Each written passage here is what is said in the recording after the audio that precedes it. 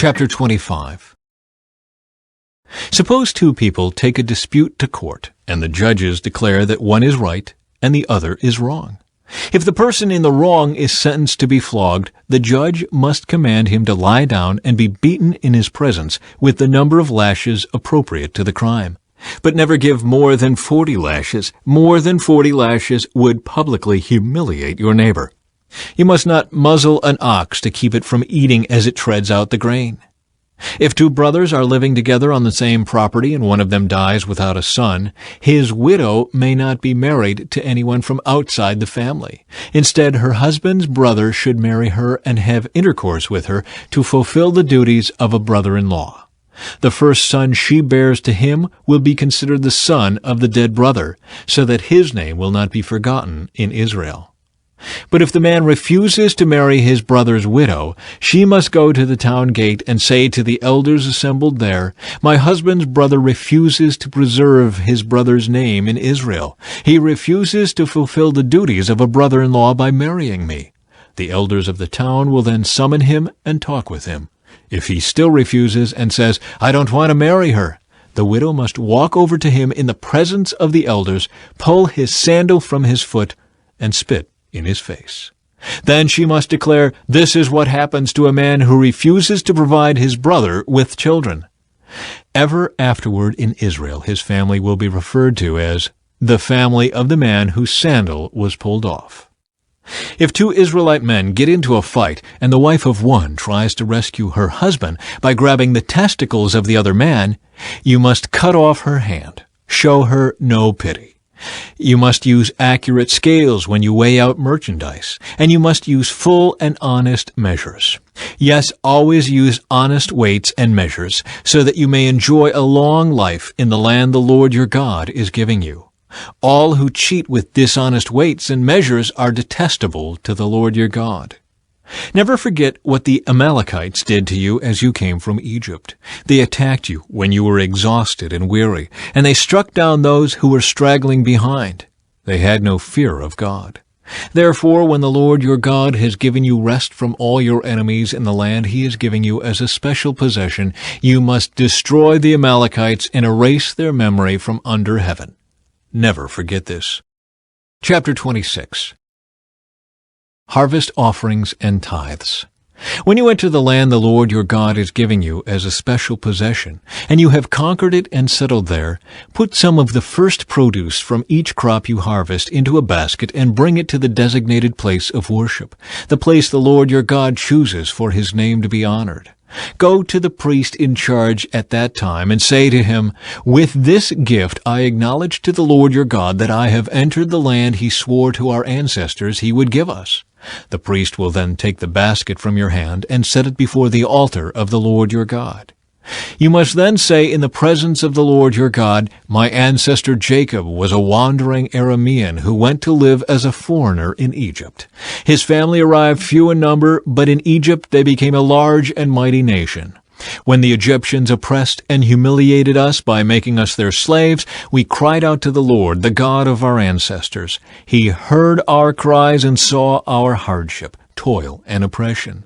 So the Lord brought us out of Egypt with a strong hand and powerful arm, with overwhelming terror, and with miraculous signs and wonders. He brought us to this place and gave us this land flowing with milk and honey. And now, O Lord, I have brought you the first portion of the harvest you have given me from the ground." Then place the produce before the Lord your God, and bow to the ground in worship before him. Afterward, you may go and celebrate because of all the good things the Lord your God has given to you and your household. Remember to include the Levites and the foreigners living among you in the celebration. Every third year, you must offer a special tithe of your crops. In this year of the special tithe, you must give your tithes to the Levites, foreigners, orphans, and widows, so that they will have enough to eat in your towns. Then you must declare in the presence of the Lord your God, "I have taken the sacred gift from my house, and have given it to the Levites, foreigners, orphans, and widows, just as you commanded me. I have not violated or forgotten any of your commands. I have not eaten any of it while in mourning. I have not handled it while I was ceremonially unclean, and I have not offered any of it to the dead. I have obeyed obeyed the Lord my God and have done everything you commanded me. Now look down from your holy dwelling place in heaven and bless your people Israel and the land you swore to our ancestors to give us, a land flowing with milk and honey. A call to obey the Lord's commands.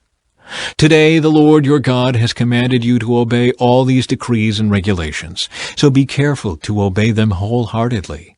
You have declared today that the Lord is your God, and you have promised to walk in His ways, and to obey His decrees, commands, and regulations, and to do everything He tells you.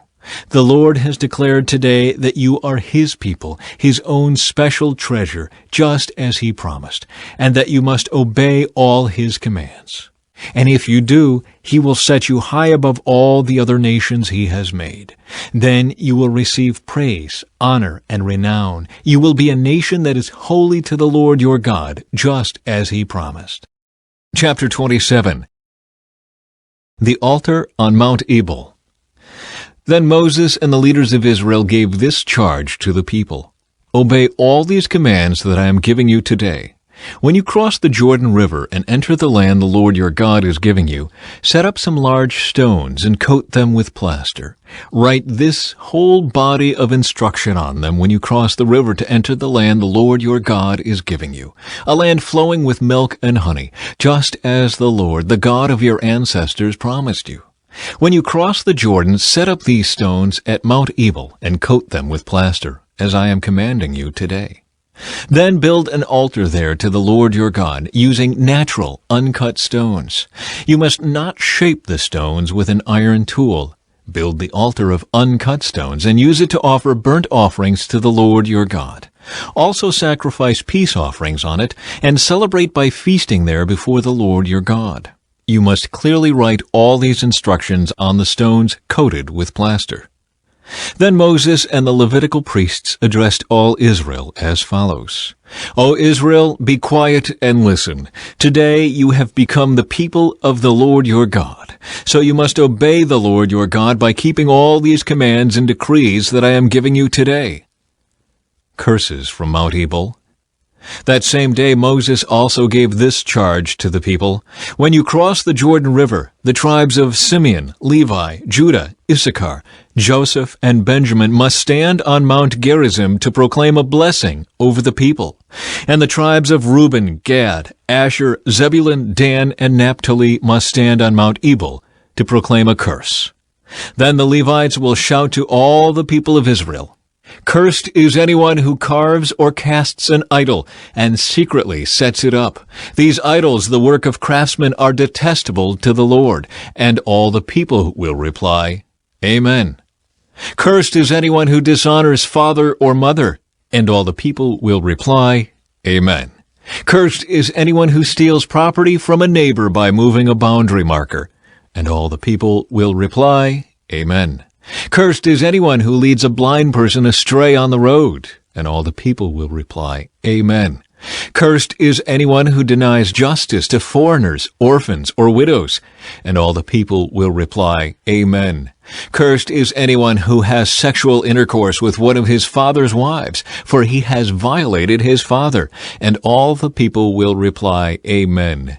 Cursed is anyone who has sexual intercourse with an animal. And all the people will reply, Amen. Cursed is anyone who has sexual intercourse with his sister, whether she is the daughter of his father or his mother. And all the people will reply, Amen. Cursed is anyone who has sexual intercourse with his mother-in-law. And all the people will reply, Amen. Cursed is anyone who attacks a neighbor in secret. And all the people will reply, Amen. Cursed is anyone who accepts payment to kill an innocent person, and all the people will reply, Amen. Cursed is anyone who does not affirm and obey the terms of these instructions, and all the people will reply, Amen.